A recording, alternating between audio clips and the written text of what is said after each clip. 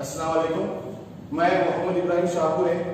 आप तमाम तलबा तालिबात का दिल की अम्मी गहराइयों से इस्तकबाल करता हूँ। प्यारे बच्चों, आज हम टॉपिक नंबर 3 हिंदुस्तान में यूरोपियन नवाबादियात इसका मुताला कर रहे हैं। अभी तक हमने दो कौमों के बारे में मालूमात हासिल की, एक पुर्तगाली कौम और दूसरी अंग्रेज। आज हम यूरोप से आने वाले दीगर दो कौमों का मुताला करेंगे, उनके मुताबिक मालूमात हासिल करेंगे। पहली है डच और दूसरी है फ्रांसीसी। डच नीदरलैंड के रहने वाले और हॉलैंड के रहने वाले लोगों को डच कहते हैं। नीदरलैंड और हॉलैंड ये दो एक ही मुल्क के दो नाम हैं। यहां के बाशिंदों को जो है डच कहते हैं। सन 1602 में यूनाइटेड ईस्ट इंडिया कंपनी की बुनियाद रखी गई। नीदरलैंड के राजा की हिमायत से, उनकी परमिशन से United east India company Hindustan के साथ तिजारत करने के लिए हिंदुस्तान रवाना हुई और हुकूमत ने, यानी नीदरलैंड की हुकूमत ने यूनाइटेड ईस्ट इंडिया कंपनी को हिंदुस्तान में तिजारत करने की इजाजत दी, वहां किले तामीर करने की इजाजत दी, वहां राजाओं के साथ जंग करने की, उनके साथ मुआहदा करने की परमिशन और इजाजत दे दी। इस तरह से United east India company Hindustan में दाखिल हुई। इनकी तिजारत का मकसद ज्यादा से ज्यादा मुनाफा कमाना था और शुरुआत में ये यूरोप से माल हिंदुस्तान ले आते, यहां फरोख्त करते, मुनाफा कमाते और इसी मुनाफे से यहां हिंदुस्तान से गरम मसाले और दीगर अशिया खरीद कर अपने मुल्क नीदरलैंड ले जाते, वहां फरोख्त करते। इस तरह से डच लोगों का काम शुरुआत में ज्यादा से ज्यादा मुनाफा कमाना था। 17वीं सदी के वस्त तक डच कौम ने अफ्रीका के मशरकी इलाके से लेकर जापान तक एक बहुत बड़े इलाके पर इन्होंने अपनी नवाबादियात कायम करना शुरू किया। अफ्रीका में मोज़म्बिक, जनूबी Africa, मशरकी Africa, Pakistan, Iran, Iraq, अरब ममालिक, Yemen, Hindustan, Indonesia, Malaysia, Sri Lanka, Japan तक ये कौम पहुंची। यहां उन्होंने अपनी नवाबादियात कायम की। अगर हिंदुस्तान में बात करें हम, तो हिंदुस्तान में इन्होंने जनूबी और मगरबी साहिल पर, हिंदुस्तान के मगरबी साहिल पर और जनूब में इन्होंने अपनी नवाबादियात कायम की। डच कौम ने कोची, जो पहले पुर्तगालियों का मरकज था, वहां पर पुर्तगालियों को शिकस्त दी और वहां पर अपनी नौ आबादी कायम की।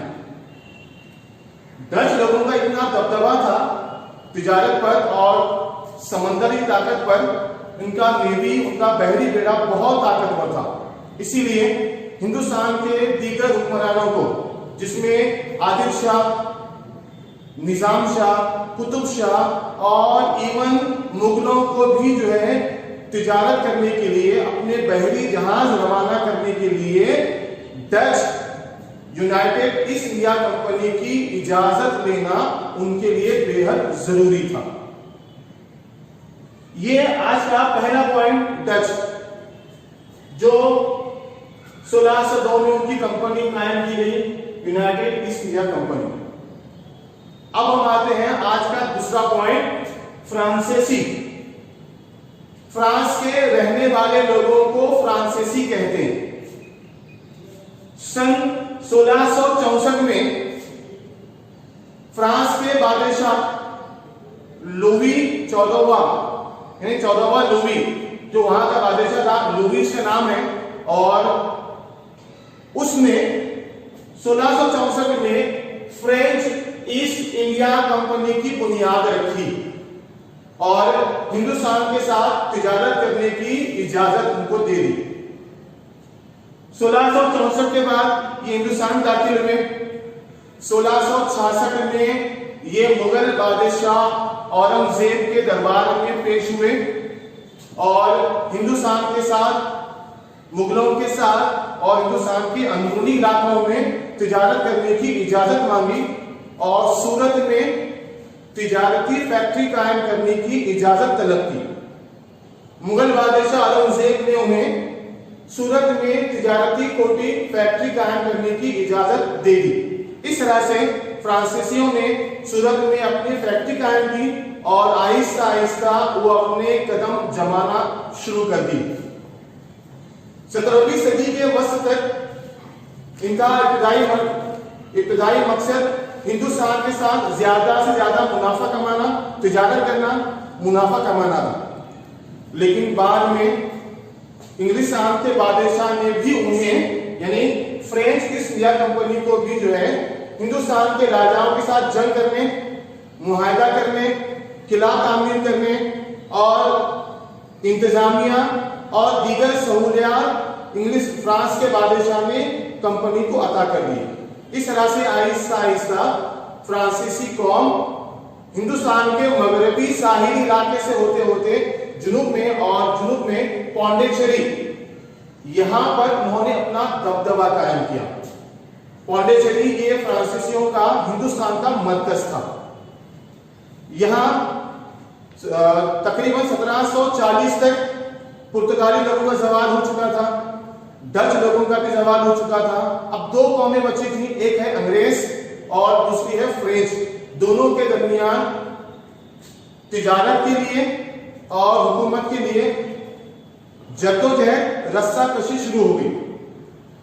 चूंकि पौंडीचेरी ये इलाका कर्नाटक के नवाब के मातहत आता है, तो उसी दौरान 1744 से 1762 के दरमियान अंग्रेजों और फ्रांसीसियों के दरमियान जो है कर्नाटक के नवाब के ओहदे के लिए जंगें शुरू हुई।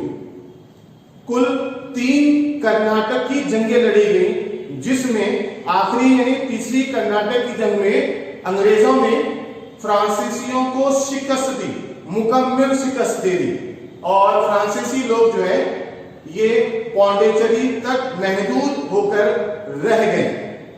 बाद में 1947 जब हिंदुस्तान आजाद हुआ, तब भी पौंडीचेरी पर फ्रांसीसियों का कब्जा कायम रहा था। शुक्रिया।